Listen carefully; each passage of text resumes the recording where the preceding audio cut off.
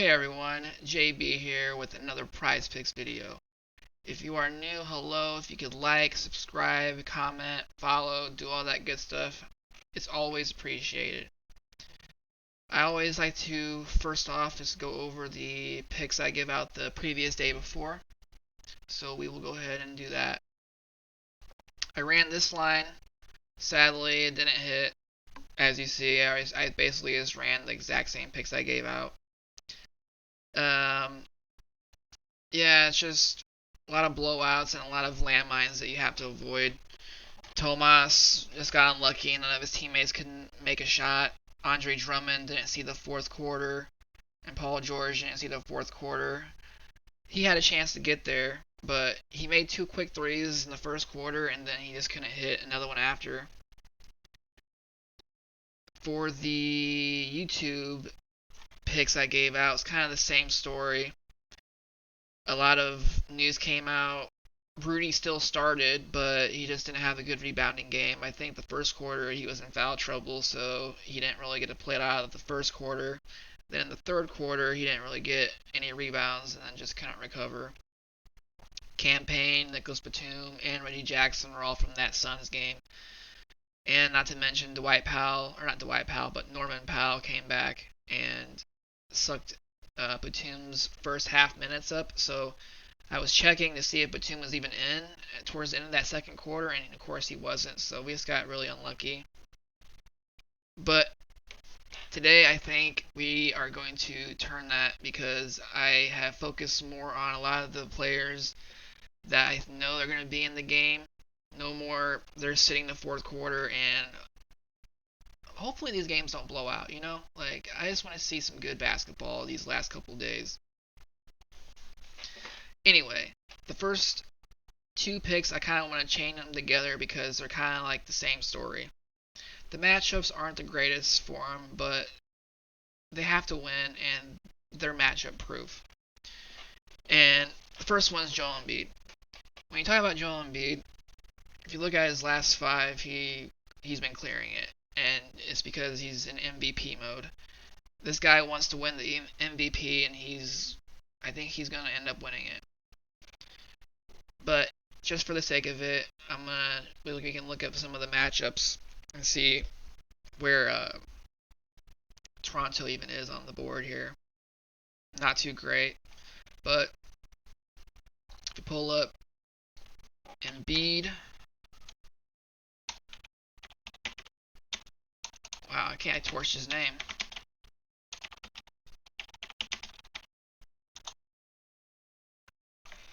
Pull up his log versus them. We got 21 points, 36 points, 18 points. So it looks like out of the three, how many times have they played this season? 2 times. So out of the 2 times, he's one out of two, it looks like, in clearing that. But as I was saying, he's in MVP mode right now. So I kind of want to just don't even want to really like consider that last miss one. And same for Nikola Jokic. He's a second pick. We're just gonna ride the MVP wave. These guys are battling each other for the MVP, and I think they're both gonna have a pretty massive night.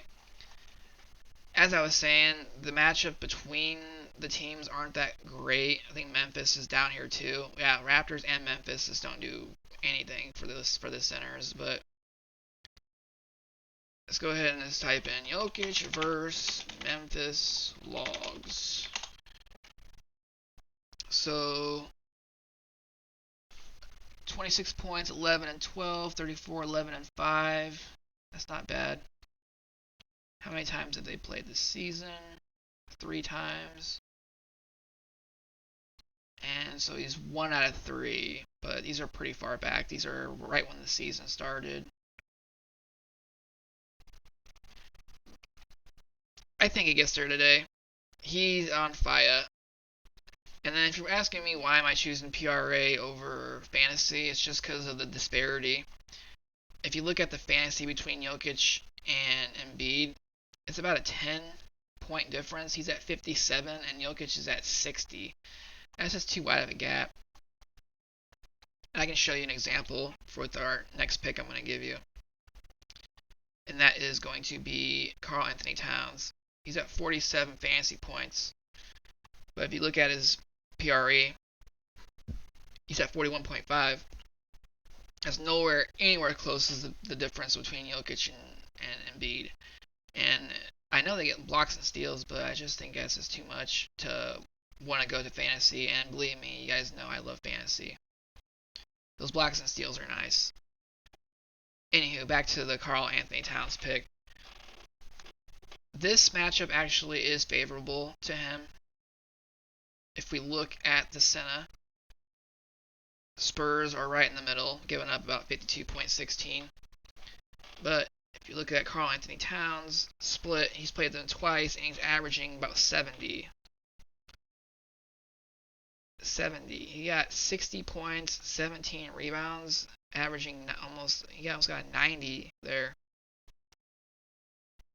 And then the very first time they played, what did he do?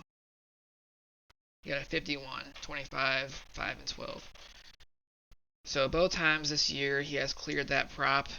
That's probably one of my most confident props. I'm pretty confident in all three of these, but I know some of you like to try to get that order and confidence because maybe you don't play flexes or 4 powers. Maybe you only play 2 powers. Whatever works for you guys to make money each night. Make sure you guys are doing that. Okay, so let's go ahead and get to the next pick, Pascal Siakam. We're going to go with him because he is the main man on this team, and it is going to be one of those games where it's a grit and grind. It's supposed to stay really close, and I think the previous matchups that he's had against them, he has excelled greatly. Yeah, he's played them 2 times, and he's averaging 48, which is higher than what he has for his prop. 46 fantasy points, 26, 5, and 10. And then the very first matchup, what did he get? 28, 8, and 6, and got a 50. So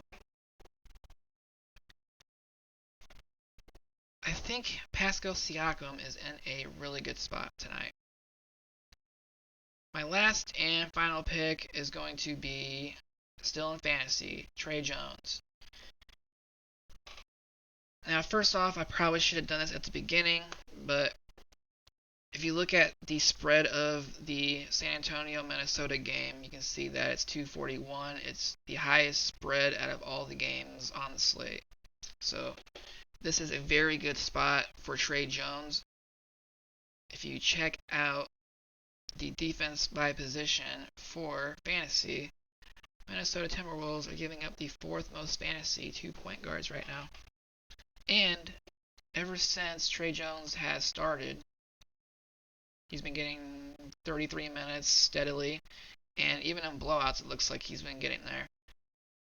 He's cleared his 32 fantasy point prop in his 3 starts, so I just don't feel any need to hop off the bandwagon just yet, especially when it's the fastest game on the slate. So maybe if you're trying to do your 2 powers, put Tre Jones and Karl Anthony Towns together, and then you can do Pascal Siakam and Embiid together since that's the same game. Put a little bit of strategy behind it, because I know some people, they'll put the same players if they're in the same game, in the same entries, just in case the game blows out. Everybody that's in that game is in the same entry, and you don't have them in, not all your entries are messed up for the night. So that's just a little tip right there. On that note, I am going to get out of here and let you guys get this information because I know that Prize Picks is going to move these. So I'm going to get out of here and let you guys have them. Have a good day, everyone. Bye.